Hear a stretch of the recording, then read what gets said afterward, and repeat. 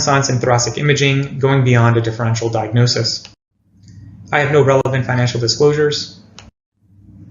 When creating this lecture, I had to choose between trying to cover a bunch of signs in thoracic imaging superficially in 15 minutes, or taking a more in-depth look, though at a limited number of signs. I ultimately decided on the former, to try to highlight some helpful and sometimes misused signs in thoracic imaging and learn how to apply them. We'll start this lecture by looking at a case of a 61-year-old man with B-cell lymphoma on chemotherapy who initially presented with fever and neutropenia and had a CAT scan because of worsening chest pain and shortness of breath. On CT, it was found to have nodules with a halo sign, as well as a reverse halo sign within the right lower lobe. So the question is, what is the most likely cause for the reverse halo sign in this patient? Is it related to an opportunistic fungal infection that can be seen with Aspergillus or mucor, organizing pneumonia perhaps as a drug toxicity, an infarct from PE, or vasculitis? Some of you may be wondering how can I know the answer to this question, as most of these entities appear on the differential diagnosis for the reverse halo sign. To review, a halo sign is where we have a central solid opacity with surrounding ground glass. This has been likened to the halo surrounding the sun. A reverse halo sign is just the opposite, where we have peripheral consolidation and central ground glass opacity. This has been likened to a geographic formation known as an atoll, hence its other name, the atoll sign. Starting with the reverse halo sign, this was first reported and to be specific for organizing pneumonia. However, we now know we can see this in a wide range of disease processes, including infections, notably COVID-19 recently, vasculitides, tumors, pulmonary infarcts, inflammatory conditions such as sarcoid, and even treatment related to radiofrequency ablation of tumors. Notably, several of these causes are related to the granulomatous diseases. Given the large number of diseases that can cause the reverse halo sign, some of you may be left wondering why and how is this sign even useful? In our clinical practice, the most common causes include organizing pneumonia from autoimmune diseases and drug toxicities, pulmonary infarctions, and opportunistic fungal infections, particularly mucor, and this has been reflected in the literature as well. In addition, we recognize that there are some subtleties in the imaging appearance of the reverse halo sign that can offer a more specific diagnosis even without clinical information. Now let's look at each of these three most common causes, the first being organizing pneumonia. This is typically characterized by consolidation and ground glass opacity on CT that tends to be bilateral in the mid and lower lung zones, peripheral and peribronchial in location, and occasionally nodular in appearance. On the right-hand side is somebody with a mixed connective tissue disease with peripheral consolidation, diagnosed with secondary organizing pneumonia. Notably, this patient did not have a reverse halo sign, which only occurs in about 20% of cases of organizing pneumonia. Some key features of the sign in organizing pneumonia include a much thinner peripheral area of consolidation, which is sometimes interrupted or incomplete. The ground glass opacity centrally tends to be vague. The disease is often multifocal and bilateral, and while it's often confined to the periphery of the lung, it's not necessarily confined to the outer edges. In addition, other more frequently seen findings of organizing pneumonia may be present. On the right-hand side is somebody with dermatomyositis and secondary features of organizing pneumonia. Looking at 2 CT levels in this case, we can see that there are several sites of disease which are both peripheral and non-peripheral, as well as multifocal and bilateral. Looking at some sites of the reverse halo sign, we can see that the consolidation in the periphery is very thin, with some areas being interrupted. The central ground glass opacity appears somewhat vague. In this setting of dermatomyositis, these CT features of the reverse halo sign would be highly characteristic of organizing pneumonia. This case also demonstrated additional features of organizing pneumonia, such as peripheral areas of consolidation and nodular opacities. In addition, another sign that's frequently associated with organizing pneumonia is arcading or perilobular opacities, which we can see here. Notice the consolidation in the periphery has this cascading appearance similar to what we'd see with an aqueduct. We can also again see the central ground glass opacities, which again appear vague.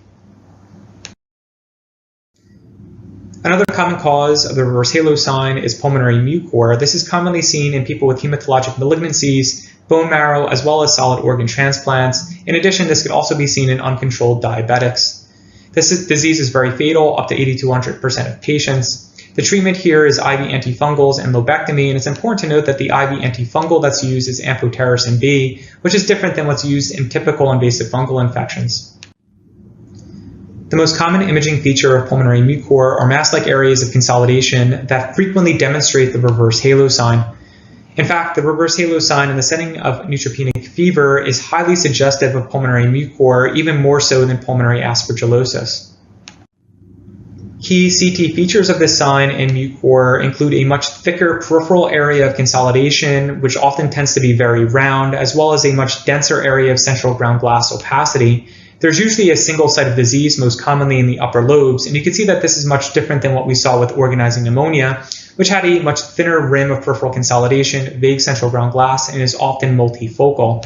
In addition, a halo sign may be seen surrounding the initial lesion. This is related to perilesional hemorrhage. Taking a closer look at this lesion in someone with ALL that's febrile, we can see that there is a single site of disease confined to the right upper lobe. The peripheral area of consolidation is much thicker and irregular than what we saw with organizing pneumonia. The dense central ground glass opacity is also evident, and when converting to the soft tissue window, we see just how dense that ground glass opacity is, and it's been likened to that appearance of a bird's nest, hence its other name, the bird's nest sign.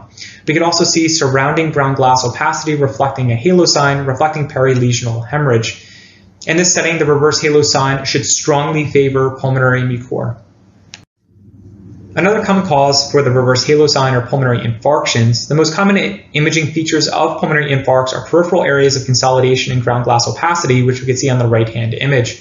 These opacities tend to be peripheral with a large surface of pleural contact, sometimes wedge-shaped or ellipsoid, and it's important to note that the appearance of these infarcts will vary with the age of the infarct. This patient did not have a reverse halo sign, which is only seen in up to 16% of bland infarcts, though is seen more commonly in the setting of septic infarcts. In one study, pulmonary infarcts accounted for over half of all the reverse halo signs. In addition, it's been shown in the literature that pulmonary infarcts on CT are highly characteristic and can be diagnosed even without intravenous contrast. They often demonstrate a peripheral consolidation with a broad surface of pleural contact. They have a bubbly appearance on soft tissue windows, reflecting internal areas of low attenuation and thick reticulation. In addition, there's an unusual absence of air bronchograms despite the size of the opacity. This is somebody with a right upper lobe lung cancer who presented with shortness of breath and chest pain and was found to have a reverse halo sign within the right lower lobe. Note the broad surface of pleural contact of the opacity. When we blow up these areas, we can see that there is an absence of air bronchograms despite the opacity being fairly large.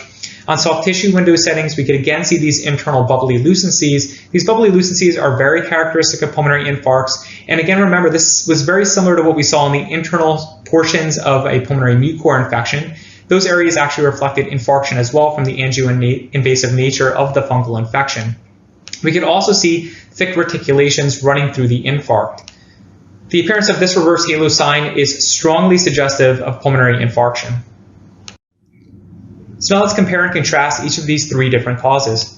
On the first image, we can see that there's a reverse halo sign that has a broad surface of pleural contact and internal bubbly lucencies. This patient presented with chest pain. The appearance of this reverse halo sign should be strongly suggestive of an infarct.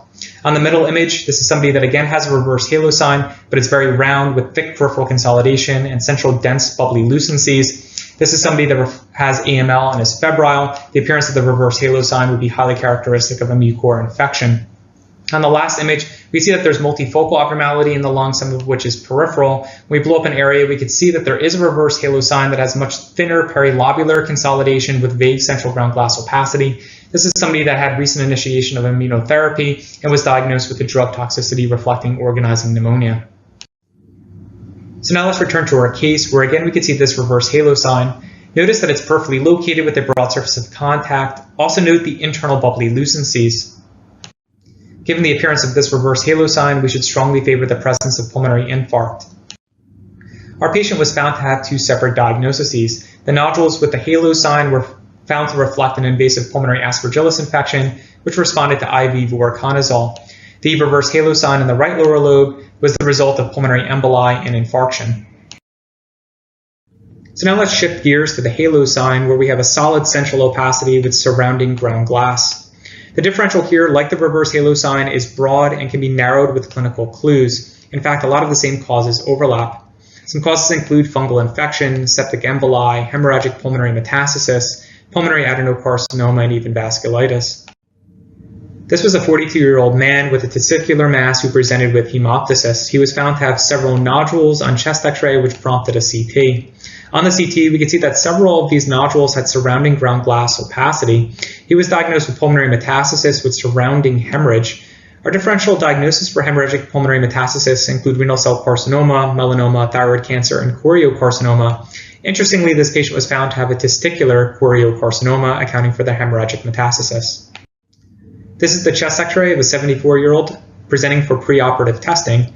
He was found to have a nodule within his left upper lobe, which prompted a subsequent CT.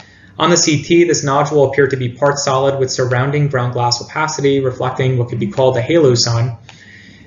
We could also note that there's spiculation as well as pleural tagging. As an incidental finding, these findings would be highly suspicious for an invasive pulmonary adenocarcinoma. The most common cause for a halo sign in a neutropenic febrile patient is angioinvasive aspergillus. This is in distinction to what we saw with the reverse halo sign, with the most common cause being mucor. On the right is a 65-year-old with AML, neutropenia, and fever, and we can see that there's several halo signs in the lung. Would be indistinguishable from other opportunistic fungal infections, including mucor, which can present with a halo sign. However, mucor tends to be a single site of disease, whereas aspergillus tends to be multifocal. In one study, the halo sign in the setting of angioinvasive aspergillus was found to be very common early on, reflecting perilesional hemorrhage, and then decreasing in frequency as the disease ran its course. We can see the results of that study reflected on this patient's CT, where on day 3 we could see several nodules with ground glass halos that persisted on day 9. By day 17, we could see that some of the ground glass halos have actually started to improve and the nodules appear better defined. And then by day 35, we can see much of the ground glass halos have resolved. Interestingly, on day 17, we can see that there's another sign associated with angioinvasive fungal infection present. When blowing this area up, we can see that there is a thin crescent of air that surrounds a nodule, reflecting the air crescent sign. The air crescent sign is also seen with angioinvasive fungal infections, however, is part of the healing process and actually reflects rebound neutropenia, that is, resolving neutropenia. This reflects the necrotic center of the fungal infection pulling away from the healing lung, which we can see on the bottom image. In the same study, the air crescent sign was seen with opposite frequency to the halo sign. That is, early on the air crescent sign is infrequently seen and increases in frequency as the disease progresses. Another sign that's sometimes confused with the air crescent sign because it resembles it is demonstrated on this 59-year-old immunocompetent man with COPD, pulmonary scarring from a remote history of TB, and a dry cough. He was found to have a left upper lobe mass, which we could see here, as well as a thin sliver of air just adjacent to it. On CT, the same findings were demonstrated, where he was shown to have left upper lobe scarring, a mass, and then surrounding lucency. Looking closer at this opacity, we can see that there's a central mass, and then adjacent to it this thin sliver of air. This sliver of air is often called the air crescent sign, however that's not correct. This is what we call the monad sign. The monad sign is seen in mycotomas or aspergillomas. This sign is seen in immunocompetent people, though with structurally abnormal lungs that have cystic spaces that allow for the growth of these fungal organisms. Here's somebody that has abnormal lungs where we can see that there's leftward deviation of the trachea reflecting fibrosis throughout the left lung. We can also see that there's areas of traction bronchiectasis. In his left upper lobe, he has a mass-like opacity with an adjacent sliver of air reflecting the monad sign. Just below it, he has another mass-like opacity with adjacent air. On the patient's CT, we could actually see that there are several mycotomas characterized by monad signs within dilated cystic spaces from pulmonary fibrosis and areas of traction bronchiectasis. This patient actually remains stable over several years, which is much different than what we see with angioinvasive fungal infections, which resolve over time. Usually these are asymptomatic, however, can occasionally present with severe hemoptysis, often requiring embolization or even lobectomy. To review, if we have somebody with a neutropenic fever that has a halo sign, we should be strongly favoring invasive pulmonary aspergillosis. If we have that same patient with a neutropenic fever, though with a reverse halo sign, we should strongly be favoring mucor. This is important because these two fungal infections are treated differently. The air crescent sign is actually a good sign to have. This reflects healing. It's also seen with invasive pulmonary aspergillosis towards the end of the disease. We don't want to confuse that sign with this sign. This is the monad sign. This also reflects a fungal infection. However, it's non-invasive and is occurring as a fungus ball within an abnormal cystic space within the lung. In conclusion, while the differential diagnosis for the halo and reverse halo signs are broad, they can often be narrowed by clinical clues and their imaging appearance. The ear crescent sign and monad sign resemble each other on image